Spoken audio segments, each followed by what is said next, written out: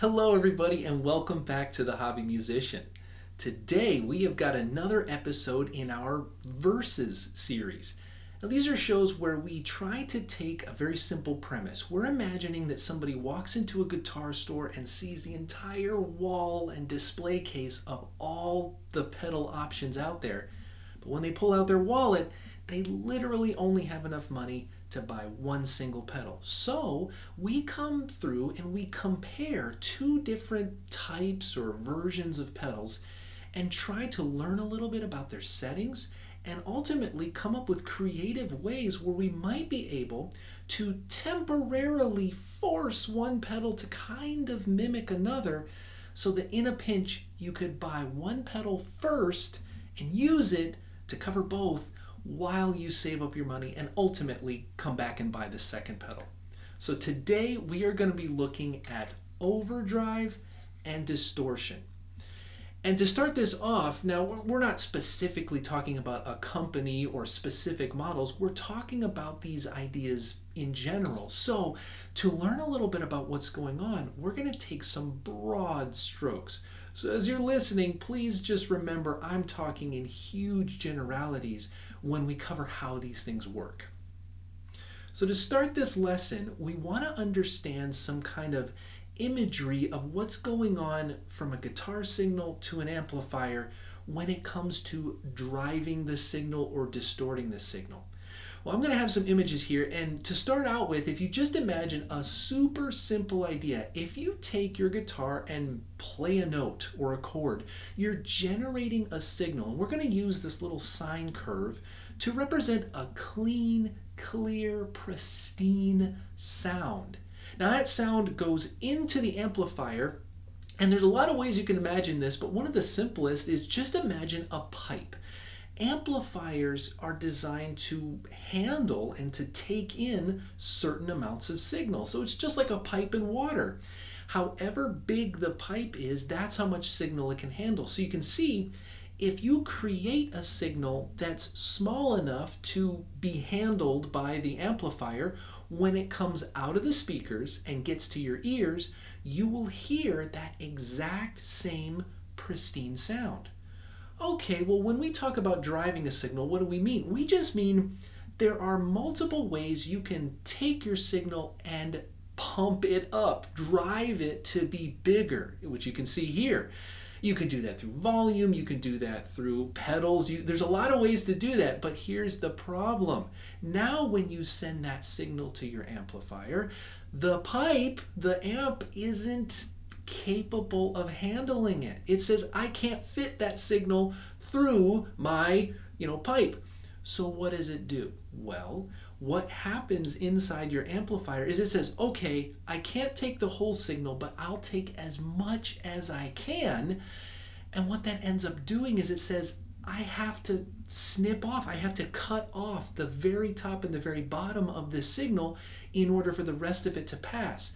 So when it comes out of the speaker and when it gets to your ear, it doesn't sound the same as when it was generated. The very tops and the very bottoms have been snipped or clipped off, and that results in a sound that starts to get that fuzziness, that grittiness, that, there's lots of words you can use to describe this, but that's really what's going on here.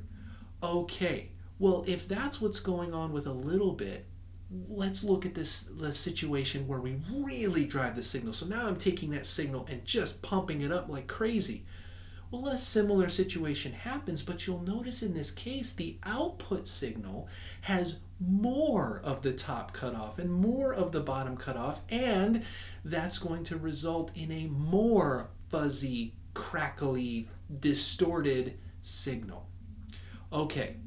Well, if that's how we can look at these maybe lightly driven or more, severely overdriven sounds, let's take a look at how a distortion pedal, that's really what the overdrive, so if you think about overdrive pedals and companies that produce these have circuit boards and are designed to mimic that natural amplifier way of distorting things.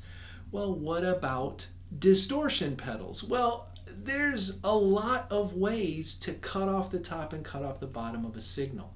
As you can see here, A lot of distortion pedals will just use different components. They'll put different components on the circuit board and in their chips to still cut off the top and bottom, but when you do it in different ways, you can actually achieve unnatural, if that makes sense, ways of cutting that off. You can use components, circuitry components, to jag it. You can cut off the top in a jagged way, or you can cut off the top, maybe it's not jagged, but it's just super flat, where an amplifier might kind of soften it out.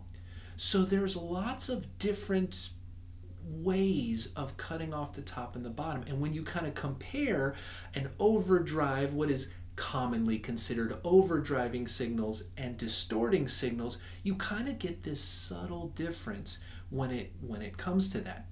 So how do these things sound? Well, what we're going to do, we're going to get switched up here, and I'm going to take these pedals and show you some of the ways that we can manipulate the settings and ultimately see if we can make a pedal, one of the two, make it temporarily function like another one. So hang with me just a sec, we'll get switched up and right back at it.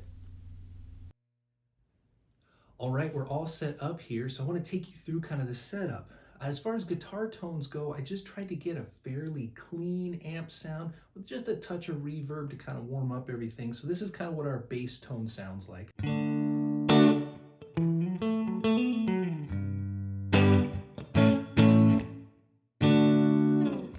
Okay, nothing too fancy, but pretty clean. I'm using this guitar specifically because it's the only guitar I have that has the combination. It has single coil pickups and a humbucker.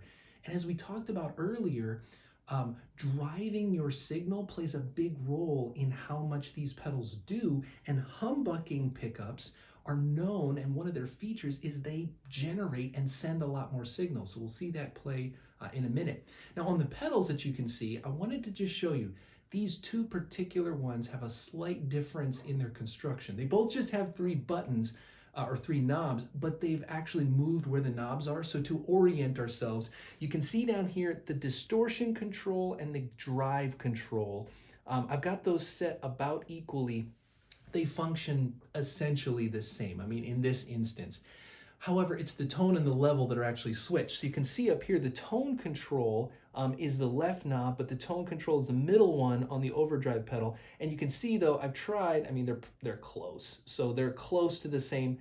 And the level, this is just how much volume you get out of these pedals. The level is the middle one on the distortion, and it's the left one on the overdrive. So it's a little confusing, but I've tried to set them up roughly the same so that we can start to hear what we were talking about earlier. We're going to start with the overdrive. So once again, if we're just playing,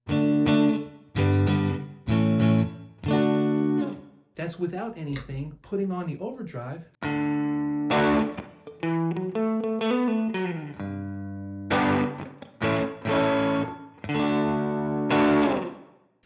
You can hear there that even though there's fuzz and you start to hear that breaking up of the sound, you still heard the articulation. The notes were coming through while you heard those little clipped off tops and bottoms of the signal.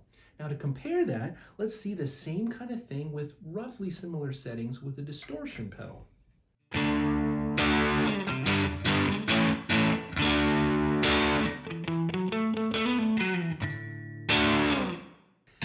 Okay, you still could hear the tones coming through, the notes coming through, but there's a lot more clipping. There's a much bigger fuzziness coming through, and that's due to the difference in approach. These distortion pedals approach and achieve that clipping off in different ways. They can clip off, they can use chip components to clip off the tops much harder than a natural amp would, or in jagged ways, which you could kind of hear there. Okay, so now let's see, is there a way that we could kind of set up a pedal to function like the other pedal if you're just in a tight spot and you can only afford to buy one?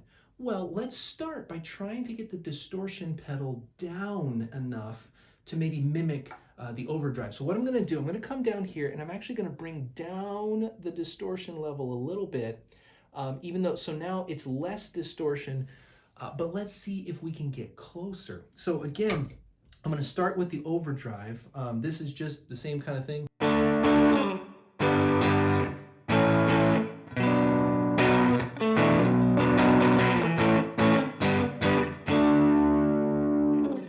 That's with our overdrive. Now with less distortion,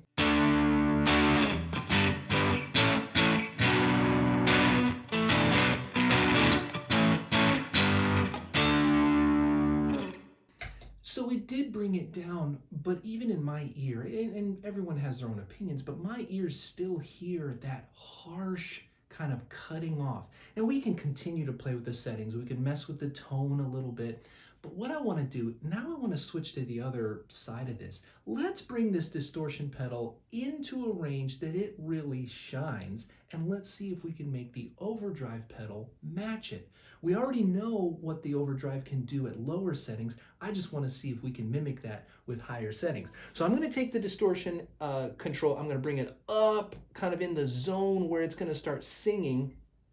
And now I'm going to come over here and I'm going to crank the drive. I'm even going to bring in some more tone on this overdrive. And first and foremost, I'm going to switch down to my humbucker. If you think about classic rock, metal, any stuff like that, you're talking about humbucking pickups and distortion pedals. So let's see kind of where we are with the tone, you know, kind of right now. So like,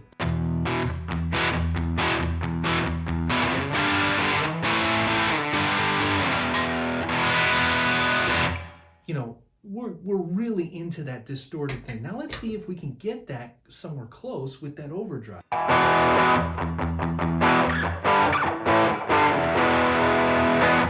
Now you can hear it's not as fizzy, it's not as harsh, because there's more of a middle voicing in that overdrive pedal. Now we can play with that again, we can play with that with the tone control and try to bring it up just a little more and see if we get closer. So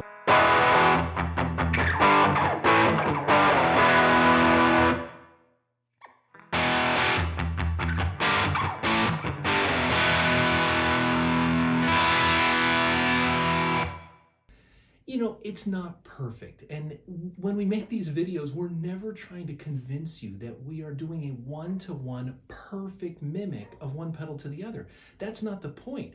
The point is trying to learn about the pedals, learn about their features, and try to push one pedal closer to the zone of another one so that in a pinch, if you show up at a guitar store and you can only buy one pedal, you can kind of buy one first, make it usable for a while you save up to buy the other pedal. So at the end here, in my opinion, I think it is possible for a lot of overdrive pedals to be pushed closer to the zone of distortion.